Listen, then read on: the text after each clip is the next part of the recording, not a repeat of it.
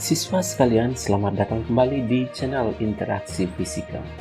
Pada kesempatan ini, kita akan melanjutkan pembahasan dengan topik suhu dan kalor, dan ini adalah pembahasan suhu dan kalor bagian yang ketiga. Pada bagian yang ketiga ini, kita akan membahas tentang asas Black.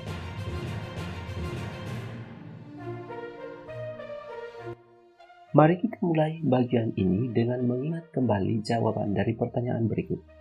Apa yang terjadi jika benda menyerap kalor? Dan apa yang terjadi jika benda melepas kalor? Salah satu jawaban yang telah kita bahas dari pertanyaan ini adalah bahwa benda jika menyerap kalor dapat memuai, dan jika melepas kalor dapat menyusut. Bagian tersebut telah dibahas pada pembahasan sebelumnya. Namun ada hal lain yang juga terjadi pada saat benda menyerap kalor, yaitu suhu benda naik, benda berubah wujud, dan perubahan wujud yang disertai dengan penyerapan kalor meliputi menguap, mencair, dan menyublim, serta benda yang melepaskan kalor akan menyusut ukurannya, kemudian suhunya bisa turun, dan juga dapat mengalami perubahan wujud. Perubahan wujud yang disertai dengan pelepasan kalor diantaranya adalah mengembun, membeku, dan mengkristal. Nah, pada bagian ini kita akan membahas lebih jauh lagi tentang berapa kalor yang dibutuhkan untuk menaikkan suhu benda, atau berapa kalor yang dilepaskan benda ketika suhu benda turun, dan selanjutnya berapa jumlah kalor yang menyertai terjadinya perubahan wujud. Itulah yang akan kita bahas pada bagian ini. Siswa sekalian, jumlah kalor yang dibutuhkan untuk mengubah suhu benda tergantung kepada tiga hal, yaitu perubahan suhu yang disimbol delta T, kemudian jumlah zat, dalam hal ini massa benda, disimbol M, dan karakteristik zat, yakni kalor jenisnya, atau disimbol C kecil. Hasil kali dari ketiga besaran inilah yang menentukan jumlah kalor yang dibutuhkan untuk mengubah suhu benda. Mengubah suhu benda di sini tentu saja bisa berarti menaikkan suhu benda dan juga berarti menurunkan suhu benda. Jadi Q sama dengan MC delta T. Q adalah kalor. Benda menyerap kalor jika suhunya naik dan benda melepas kalor jika suhunya turun. Kemudian, untuk massa benda dan kalor jenis, hasil kalinya merupakan besaran lain yang disebut dengan kapasitas kalor benda. Jadi dengan menggunakan besaran kapasitas kalor benda, simbolnya C besar, kita bisa menghitung kalor dengan menggunakan C besar kali delta T. Nah, sekarang apa perbedaan antara kalor jenis dan kapasitas kalor? Kalor jenis memiliki satuan Joule per kilogram derajat Celcius, dan bisa juga dituliskan dalam bentuk Joule per kilogram Kelvin, karena kenaikan 1 derajat Celcius sama saja dengan kenaikan suhu 1 Kelvin. Sementara kapasitas kalor memiliki satuan Joule per Kelvin atau Joule per derajat Celcius. Itu dalam satuan NKS. Dalam satuan CGS-nya, Joule bisa diganti kalori dan kilogram diganti gram, di mana 1 kalori adalah 4,2 Joule. Nah, kembali ke masalah kalor jenis dan kapasitas kalor tadi. Kalor jenis didefinisikan sebagai besarnya kalor yang dibutuhkan untuk menaikkan suhu satu satuan massa benda sebesar 1 derajat Celcius. Sementara kapasitas kalor definisinya adalah jumlah kalor yang dibutuhkan untuk menaikkan suhu 1 derajat Celcius atau untuk menaikkan suhu 1 Kelvin dari sebuah benda. Jadi ketika kita berbicara tentang kapasitas kalor, itu berarti merujuk kepada satu benda tertentu. Namun ketika kita berbicara kalor jenis, itu merujuk kepada jenis zat tertentu. Misalnya saja, panci yang terbuat dari aluminium dan gelas yang terbuat dari aluminium sama-sama memiliki kalor jenis yang sama, yaitu kalor jenis aluminium, seperti yang ada di dalam tabel. 900 Joule per kilogram derajat Celcius.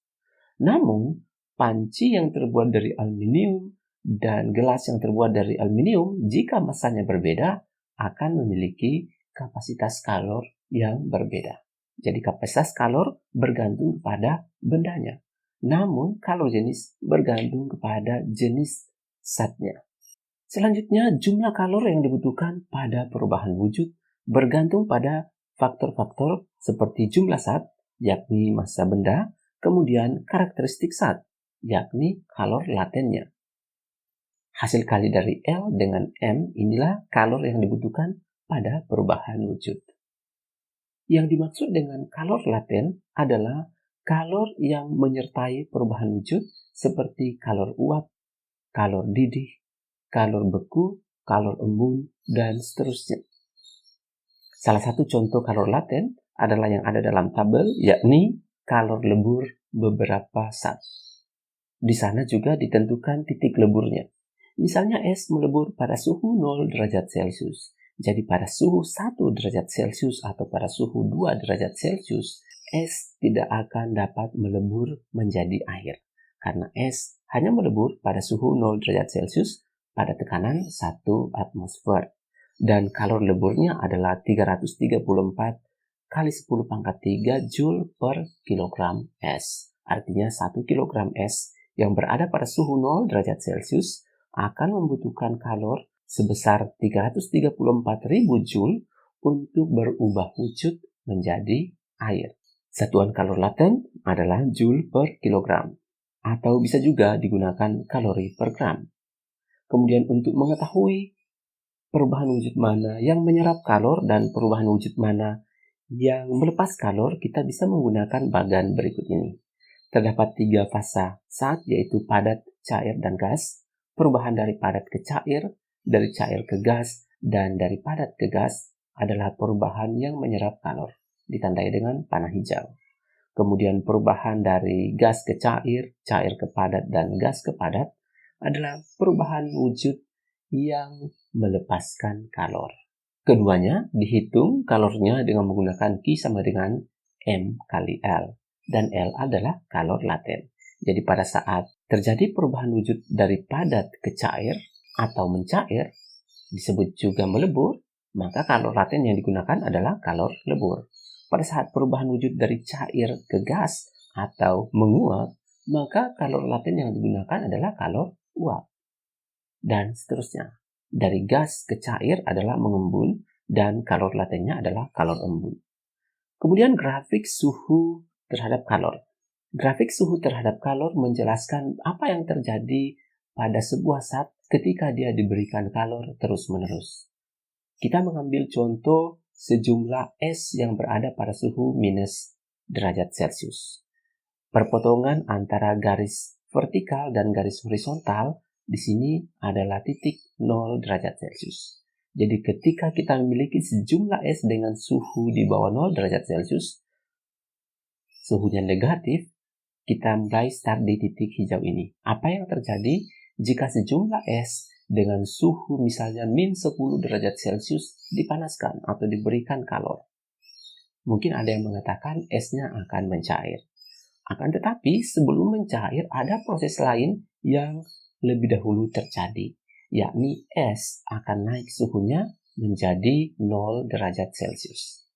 Jadi dari min sekian derajat Celcius, ketika es menyerap kalor, maka suhunya akan naik dulu ke posisi 0 derajat Celcius. Baru setelah itu, jika dia masih menyerap kalor, maka es akan melebur menjadi air. Itulah makna dari titik lebur. Jadi, es hanya melebur pada suhu 0 derajat Celcius. Kemudian, ketika es telah melebur, telah berubah menjadi air, dan masih terus menyerap kalor, maka suhu air akan naik. Dan ketika suhu air mencapai 100 derajat Celcius yang disebut sebagai titik didih, maka air mulai mendidih dan jika masih terus menyerap kalor, air akan berubah wujud menjadi uap. Selanjutnya, jika uap terus dipanaskan, maka uap akan naik suhunya menjadi uap dengan suhu di atas 100 derajat Celcius. Jadi di sini, dari proses es yang berada pada suhu min derajat Celcius akan menyerap kalor sebesar Q1 untuk naik suhunya menjadi 0 derajat Celcius. Kemudian menyerap kalor Q2 untuk berubah wujud dari padat menjadi cair atau mencair dan menyerap kalor sebesar Q3 untuk naikkan suhunya dari 0 sampai 100 derajat Celcius. Dan selanjutnya Q4 adalah kalor yang dibutuhkan pada perubahan wujud dari cair menjadi gas. Dan Q5 adalah kalor yang dibutuhkan ketika gas dinaikkan suhunya dari 100 derajat Celcius ke atas. Q1, Q3, dan Q5 adalah kalor yang dibutuhkan untuk menaikkan suhu, dan itu dihitung dengan menggunakan MC delta T. Sedangkan Q2 dan Q4 adalah kalor yang dibutuhkan pada perubahan wujud, dan dihitung dengan menggunakan M kali L, di mana L adalah kalor laten. Jadi di sini sekali lagi penting untuk mengetahui bagaimana proses terjadinya perubahan wujud. Misalnya dari benda yang bersuhu minus derajat Celcius, benda ketika menyerap kalor tidak serta-merta langsung melebur, tetapi akan menaikkan suhunya dulu sampai pada titik leburnya, dan barulah setelah itu jika benda masih menyerap kalor, maka bendanya dapat melebur. Kemudian kita ke asas Black.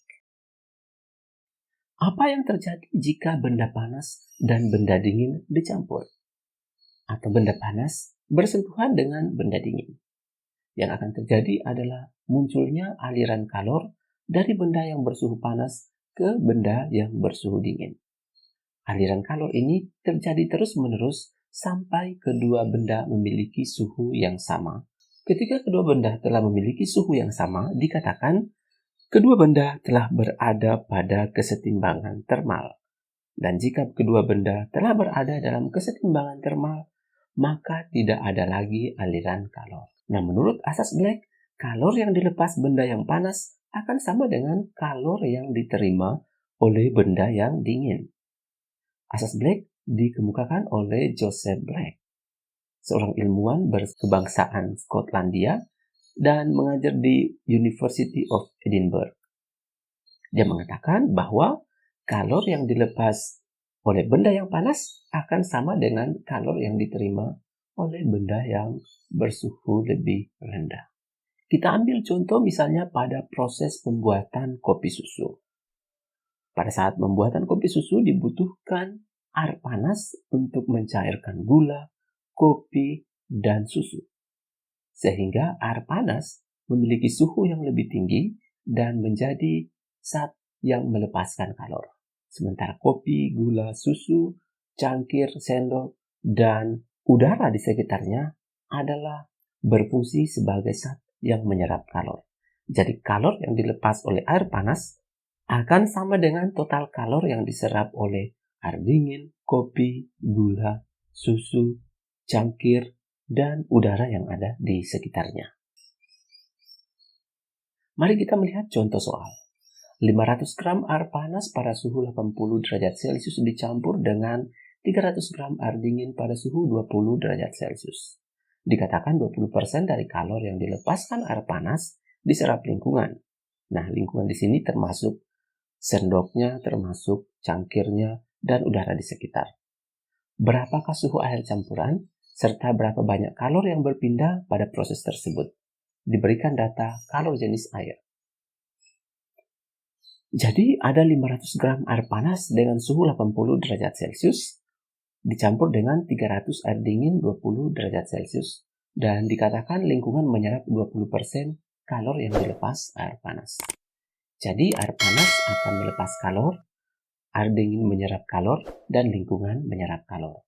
Sehingga jika air panas melepaskan kalor Q1 dan air dingin menyerap kalor Q2, lingkungan menyerap kalor Q3, maka persamaannya Q1 sama dengan Q2 tambah Q3. Nah, di mana di sini Q3 dapat langsung dihitung dari 20% kalor yang dilepas air panas sesuai dengan data soal. Berarti Q3 adalah 0,2 dari Q1. 0,2 dan 20% adalah bilangan yang sama. Jadi kita bisa menulis Q lepas sama dengan Q terima, di mana Q1 sama dengan Q2 tambah 0,2 Q1. Kemudian 0,2 Q1 pindah ruas, kita memperoleh 0,8 Q1 sama dengan Q2. Q1 dihitung dari M1C delta T. dan Q2 dari M2C delta T. M1 500 gram dan M2 300 gram. Nah, sekarang misalkan suhu seimbangnya adalah T, maka delta T air panas adalah 80 kurang T. Karena suhu awalnya adalah 80 dan suhu akhir ketika seimbang adalah T. Sedangkan delta T untuk air dingin adalah T kurang 20. Karena suhu awal kembali 20 dan suhu seimbang adalah T. Nah, di sini untuk delta T-nya biar lebih memudahkan, kita cukup mengurangkan suhu lebih tinggi dikurangkan dengan suhu lebih rendah. Dengan memasukkan persamaan ini, kita akan menuliskan 0,8 M1C 80 minus T sama dengan M2C T minus 20. C adalah kalor jenis, dan kalor jenis air sama, berarti C bisa dicoret. Sehingga kita memperoleh 0,8 kali 500 dan seterusnya 0,8 kali 500 itu adalah 400. 2 0 di kiri dan 2 0 di kanan bisa dicoret sehingga kita mendapat 320 minus 4T adalah 3T min 60. Bilangan yang mengandung T kita samakan dan bilangan biasa juga kita satukan. Kita peroleh T adalah 380 bagi 7, 54,29 derajat Celcius. Jadi suhu seimbangnya 54,29 derajat Celcius. Dengan data ini kita bisa menghitung berapa kalor yang dilepas air panas. Kita kembali ke Q1 M1C delta T. Jadi jumlah kalor yang berpindah dari air panas ke air dingin dan ke lingkungan adalah, di sini diketahui kalor jenisnya 4200 Joule per kilogram Kelvin. Sehingga Q1 M1C dikali 80 kurang T, di sini M1 kita akan menggunakan 500 gram yang terlebih dahulu dikonversi ke kilogram, yaitu 0,5 kilogram. Di sini kita menggunakan kilogram karena satuan kalor jenis di sini satuannya Joule per kilogram Kelvin. Oleh karena itu, hanya cocok jika kita menggunakan massa dalam satuan kilogram. Sementara pada bagian ini kita menggunakan satuan yang gram saja tanpa perlu konversi ke kilogram, karena satuan gram di M1 dengan satuan gram di M2 saling menyadakan. Jadi, tidak akan terpengaruh dengan satuannya. Meskipun 500 gram kita konversi ke kilogram, maka jika M1 misalnya pada perhitungan yang ini tadi, 500 gram kita konversi ke kilogram, maka M2 juga kita perlu konversi ke kilogram. Ya, karena jika M1 dalam gram, maka akan cocok dengan M2 dalam gram. Jika M1 dalam kilogram, maka M2 pun harus dalam kilogram. Untuk kasus kilepas sama dengan kita terima di sini. Sementara pada bagian ini, karena kalor jenisnya dalam satuan Joule per kilogram Kelvin, maka kita menggunakan saja di sini, M1 dalam satuan kilogram. Supaya nanti bisa dicoret dengan satuan kalor jenis yang juga bersatuan per kilogram di sini. Hasil kalinya adalah seperti ini dan didapatkan kalor yang dilepas 53.991 Joule. Selanjutnya contoh soal yang kedua. Sejumlah es bersuhu min 5 derajat Celcius dimasukkan ke dalam 200 gram air hangat dengan suhu 36 derajat Celcius.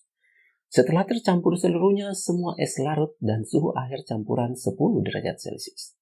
Akan ditentukan massa es mula-mula dan kalor jenis es, kalor lebur es, kalor jenis air diketahui.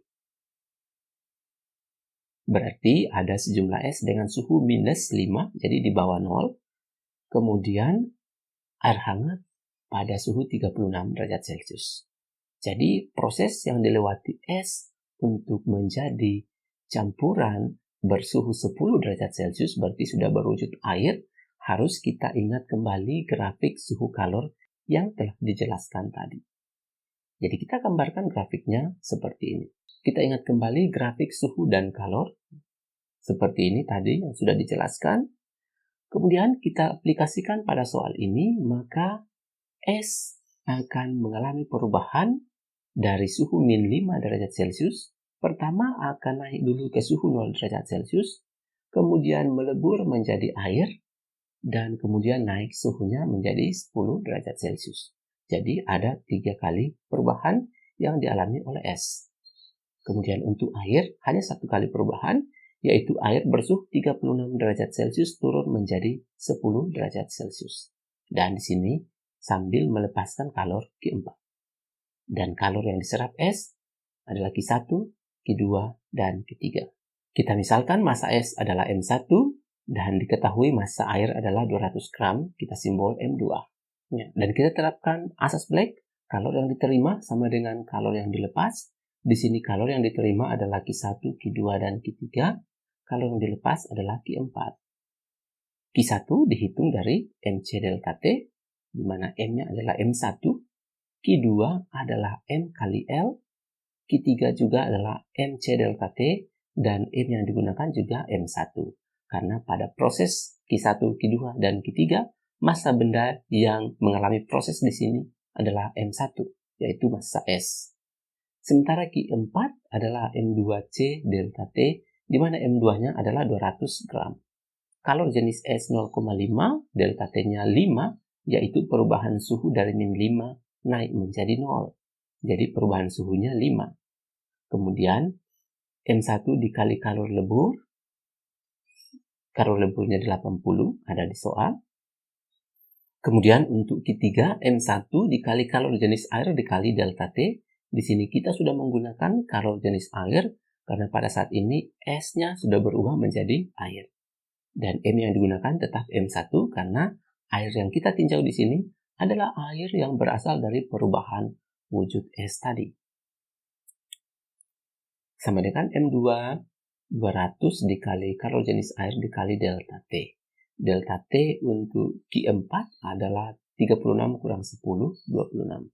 Sedangkan delta T untuk Q3 adalah dari 0 sampai 10, berarti delta T-nya 10 derajat Celcius. Setelah dikalikan, 0,5 kali 5 adalah 2,5. Jadi 2,5 M1 tambah 80 M1 tambah 10 M1 dihasilkan 92,5 M1. Jadi M1-nya 56,22 gram, yaitu 5.200 dibagi 92,5. Ya, jadi di sini kita praktikan satuan massa M1 masih dalam gram, karena satuan kalor jenis yang diketahui adalah dalam kalori per gram. Satuan kalor jenis S juga dalam kalori per gram, jadi satuan-satuannya sudah setara. Jadi, untuk mengerjakan soal seperti ini, harus setarakan semua satuan. Jadi, kalau kalor jenis dalam kalori per gram derajat Celcius, maka massa harus dalam gram. Ya, jadi kalor lebur misalnya dalam kalori per gram, maka massa harus dalam gram. Kecuali kalau kalor lebur dalam joule per kilogram, maka massa harus dalam kilogram. Dan jika satu ruas ini di dalam satuan MKS, joule kilogram, maka satuan yang lain di ruas yang lain juga harus menggunakan satuan MKS. Nah, siswa sekalian, kita telah sampai pada kesimpulan. Kesimpulan yang pertama, kalor yang dilepas atau diserap untuk mengubah suhu benda tergantung pada besarnya perubahan suhu, jumlah zat, dan karakteristik zat. Ditulis Q sama dengan MC delta T. Atau, karena hasil kali M dengan C kecil, massa dengan kalor jenis adalah kapasitas kalor, maka kita juga bisa menuliskan Q sama dengan C besar delta T. C besar adalah M dikali C kecil. Kemudian kalor yang dilepas atau kalor yang diserap pada perubahan wujud adalah Q sama dengan M kali L, di mana L adalah kalor laten. Dan kita harus mengingat perubahan wujud mana yang menyerap kalor dan perubahan wujud mana yang melepas kalor. Selanjutnya, asas Black mengatakan kalor yang dilepas sama dengan kalor yang diserap atau dilepas sama dengan diterima. Siswa sekalian, demikianlah pembahasan kita pada kesempatan ini. Jika video pembelajaran ini telah membantu Anda dalam belajar, silakan klik like, subscribe, dan share. Terima kasih untuk dukungan Anda. Sampai jumpa pada pembelajaran berikutnya.